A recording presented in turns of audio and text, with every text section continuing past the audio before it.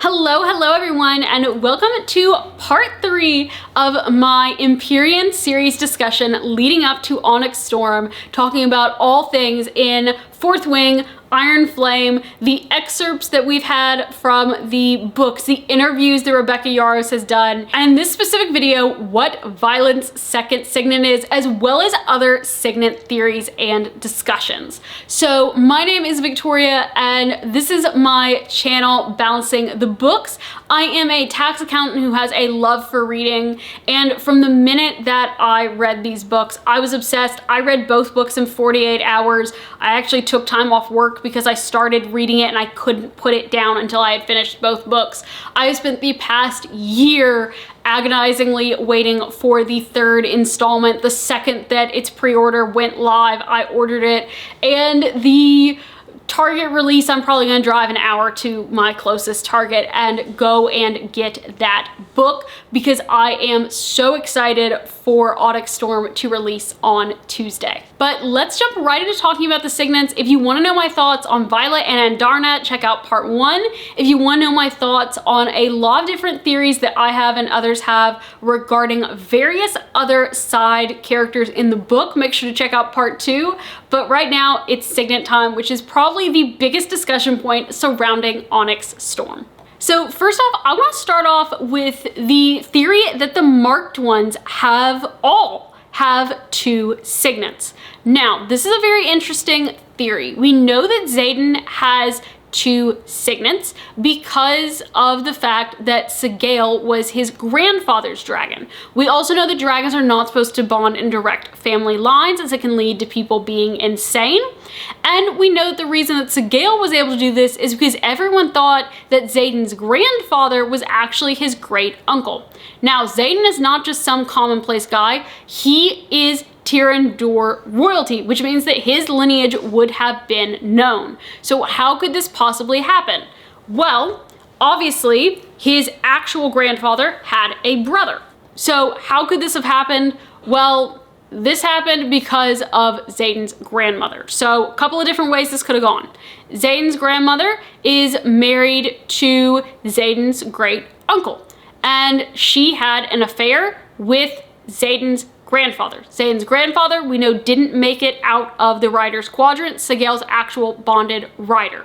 Now, it could be that his great uncle, who everyone thought was his grandfather, knew about the affair and just accepted Finn Ryerson as his son anyway, or he didn't know about the affair and thought that Finn Ryerson really was his son, and the grandmother came clean either to Finn or to Xaden at some point. The other thought is that Xaden's grandmother was actually in love with his grandfather. She got pregnant, he died, and so Xaden's great uncle married her very quickly and took them in and raised Finn knowingly as his son, even though it was truly his brother's kid. So that to me knocks out the theory that the rebellion relic is what gives the marked one second signets. It's also possible that this theory doesn't hold water at all and that it was just a couple of writing mistakes in the first book. But the evidence for this, we have the biggest evidence being that Liam is known to have the ability of farsight. That is what his special ability is from his dragon. That's what his signet is. But during the battle at Resin, we see that Liam is said to have wielded ice. Now, when it comes to this, it could be a writing mistake, or it could go into Garric's signet, which it could be that he is able to gift people signets that they need. Where Bodhi is able to counter signets, it could be that Garric is able to produce signets and give signets to people. So it could be that he gave Liam ice wielding. But we also have the instance in Violet and Imogen's fight during Assessment Day, where we know that Imogen's signet that is known about is that she is able to erase memory. That's the signet that she tells everybody that she has. But during the fight, Dane yells that she is using her powers. Now, from everything that we've seen, being able to channel from your dragons doesn't mean that you are able to be faster, be stronger, have any of those characteristics that would help her in a fight. Now, it is possible that maybe she was using her memory erasing ability on Violet briefly to get Violet to forget what she was doing, but it seems a very weird comment for Dane to make. There's also the fact that Dane didn't want everyone to know how breakable that Violet was. Maybe he said that just wanting to confuse people and people to think that Imogen was doing something to Violet with her signets. Again, when we circle back around to Garric's signet, maybe he was gifting Imogen some extra strength or some extra power. We don't entirely know. I do think, however, that having 3 Rebellion Relic riders have double signets potentially is very interesting. I would love for Rebecca to clear this up. I really wanted to make it to the Raleigh book signing and to ask her that question, but unfortunately I'm not able to make that happen because I'm a tax accountant and it's tax season and I can't just miss work in the middle of the week to fly up to Raleigh the week after I've already taken off to read Onyx Storm, because I am taking off from work to read that book, and it has been on my calendar since the release date was mentioned, and so everyone I work with knows that I'm doing that and they find it absolutely hilarious.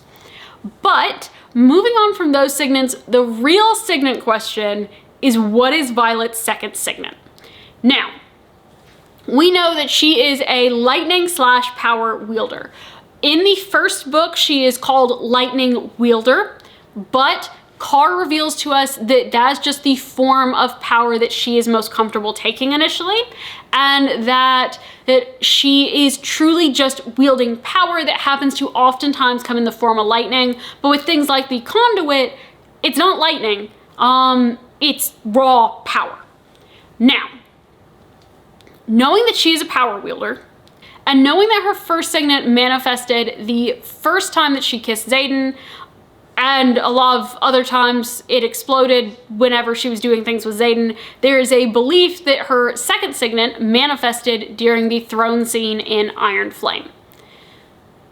There's some interesting things that happen in this scene related to a potential with her signet. First off, we know that she does not get her signet until Andarna wakes from the dreamless sleep. And we know that happens after they have left Basgiath and landed at Orisha with all the cadets that they brought with them. So, very important. That means that everything that happened before is not her signet. She is not seeing the dead, which is Liam. She was also blocked from her signet and her dragons at that time. She is not a dream walker, which is another common thing because she was having these dreams with the sage where she was interacting. Then we have the fact that a lot of people are like, well, maybe she's a power amplifier, with the fact that Riddick was able to make this giant ice wall and that Rhee was able to pull the dagger through the wall for the first time. But that was pre-Andarna's signet manifesting. We also know that we have seen her signet manifest a couple of times. And so we've definitely seen this signet. Now, back to the throne scene. This is very significant. If it indeed manifested here, we have a very interesting thing from Violet where she says that she felt power and light. Now, power, we know she's a power wielder. Okay, she's feeling that signet, makes total sense. But light is very interesting because light is something that is often referred to as truth. We also have the fact that the dark wielders, the venin, light would be the opposite of them. So whatever that signet is, along with, if you watch my first part where I talk about Andarna and her magic being related to stopping the venin and her being this weapon that died out 600 years ago. Well, light could be a part of that. We also have the fact that light travels distances and light we talk about things like light years, which is not a real sort of thing, but kind of is a measurement that we use. That's talking about time, and Darna was able to stop time. Maybe I'm reading too much into light, but that was where my first sort of mind went. And so I've sort of been trying to connect different signet theories to that, because I think that was a significant statement.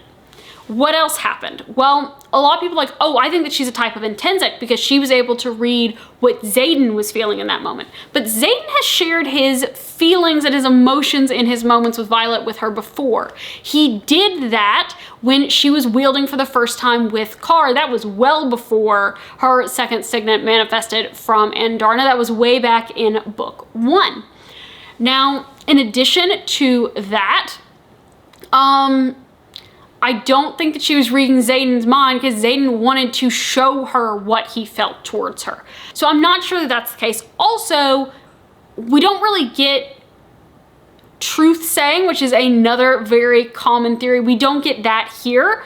It's also not like Violet gets anyone else to tell her truths. So I don't think that truth sayer is necessarily part of this signet, even though light can equal truth. So I'm like, well, there's some connection there.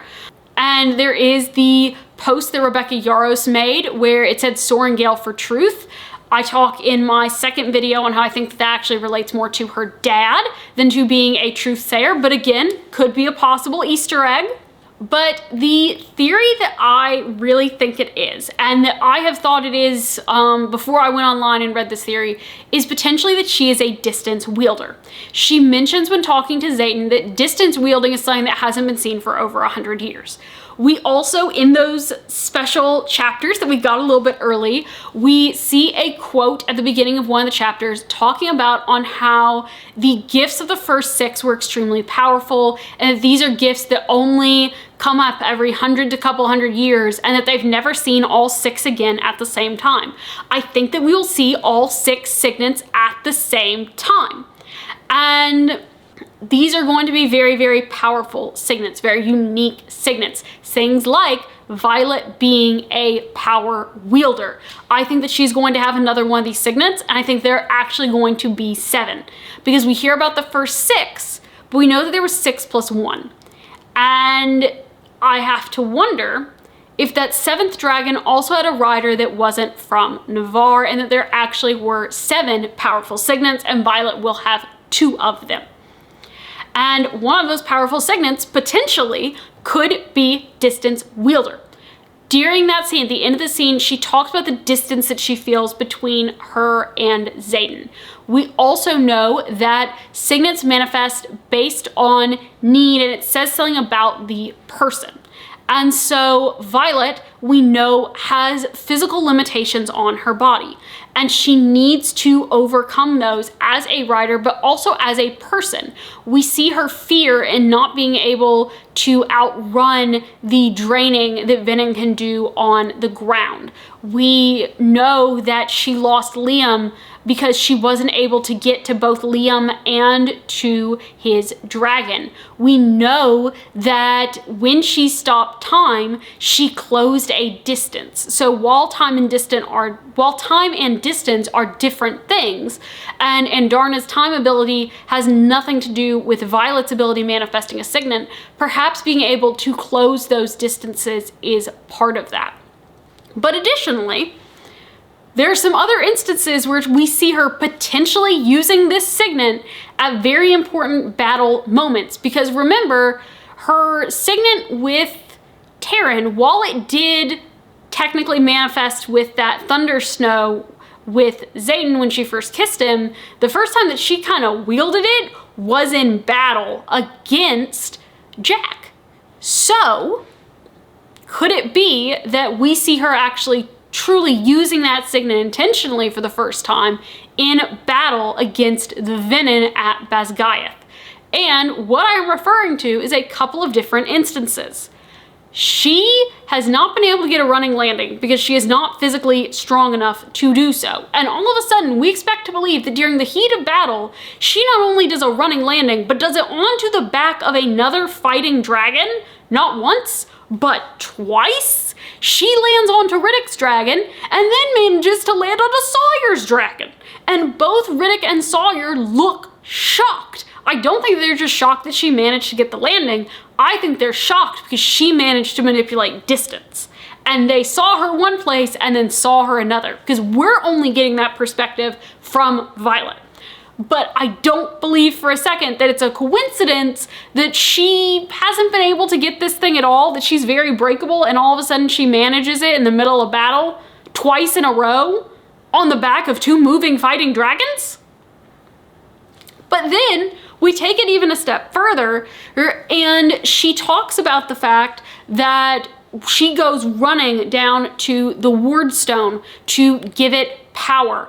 And when she does, people are shocked to see her, and they're shocked by, she believes how fast that she ran. And she thinks that that has to do with her training with Imogen, but we don't see her necessarily doing that fast in regular training. We do see her get to the wardstone very, very fast, shocking other people, however. So maybe she did some distance wielding there unintentionally. And then I also have to wonder about the fact that she managed to make it outside to Mira when Mira was landing at Orisha for the first time, way faster than anybody else. Did she perhaps distance wield out there, or did she perhaps distance wield Mira's dragon there to avoid that dragon being hit by a bolt to the chest that they said was being armed to fire? It makes me wonder if she did a little bit of distance wielding there as well, because I think the Andarna was awake at that point, if I'm remembering correctly. This is a thought that I've had while I'm filming this video. So that leads me to think that she is perhaps a distance wielder. I think that we will eventually see all 6 of those powerful signets. I don't believe those quotes are up there for just fun. I think they do have to do with things that happen later on in the book, and they give us a lot of insight into various things, be it knowledge that we wouldn't have gotten otherwise about dragons, about Navarre, about various other things, but also foreshadowing in the book. Also, a very important thing to note, I do not think that just because when they are saying recovered correspondence from Violet and Xaden, when they refer to them as cadets and as a cadet and as a lieutenant, that this means that they die. And there are a couple of reasons for this. First off, we see people referred to by different titles at different points in time based on their status at the time of the document. Things like with Nolan, and he is referred to by a lower rank at one of the journal entries compared to what he is at Basgiath. We see Lilith, some of her correspondence is again a lower title than general. We also know that from those special few chapters that came out early on accident, that Xaden is now a 2nd lieutenant, and he is not addressed as 2nd lieutenant in those letters that he was writing to Violet while she was still a 2nd year student at Basgiath. So that leads me to believe that yes, both of them will survive. There is also the fact that Rebecca has said that there is no story without Xaden, because this is first and foremost a romance book with fantasy taking place in a war college. And so yes, I think they're both going to survive. Yes, I think they will eventually get a happy ending, whether that be that they die together or they save everyone, or they die later on in their life. I don't think that has anything to do with it. Also, Jasenia is referred to different ways throughout the book, and we know based on the very beginning of Fourth Wing that she is referred to as the, let me see what the exact wording is.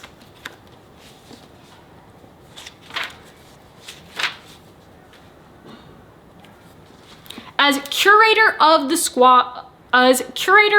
scribe quadrant. I don't think that she would be the curator as a 2nd year student or a 3rd year student, or even fresh out of the school. I think that she is definitely a character who lives on, and that gives credence to my theory here. To wrap up my theories discussions on Fourth Wing and Iron Flame. So with that, I hope you guys have had a great time listening. I hope that you've commented down below on your thoughts and your theories for the book, and I look forward to having a discussion. If you've enjoyed this and any of the other videos, make sure to give it a thumbs up and hit that red subscribe button down below. As this is a new channel, it will really help my channel get to other people. So with that, I hope you have a great rest of your day and happy reading. My next video is going to be up talking about this book once I have gotten through it and had the chance to digest everything that has happened. So with that, I hope you have a great rest of your day, everyone. Bye.